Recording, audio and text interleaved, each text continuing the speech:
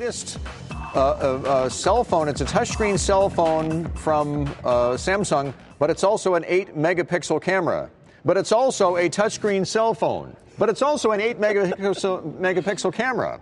Is it a breath mint or is it a fruit?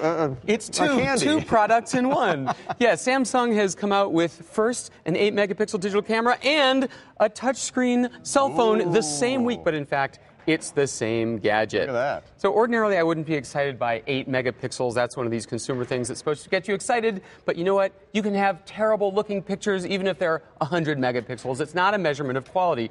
Fortunately, on this camera, the pictures look fantastic. Well, let's see them. Well, why not? Roll the clips. So the pictures have very good quality. They're very good sharpness. I would not want to take action shots with this. It's very slow. It's 6 seconds between shots and 2 seconds after you press that shutter before it snaps. Oh, wow. So you get a lot of family pictures with everybody leaning forward because they thought the picture had already been taken, right? Exactly. You get a lot of shots of that empty diving board. But still, these do not look like the pictures from your cell phone. Nice picture there. That was really, yeah, that was my artsy phase.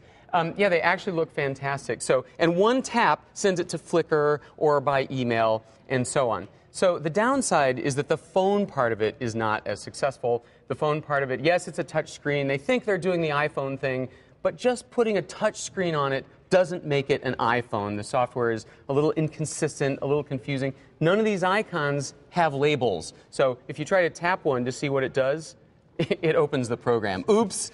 But still, it's the best camera on a cell phone in the United States. $250 from T-Mobile. That might be a downside for some people. Does the touchscreen have stretchability the way the iPhone does? Because that's the reason we want touchscreens, because you can stretch stuff and all that. No, it doesn't have it. No one else has that. Not multi-touch. Yeah, it's not multi-touch. In fact, the web browser is very good. The web pages look really good, except that you're seeing this little piece of the web page. You have to keep scrolling to read the end of the sentence.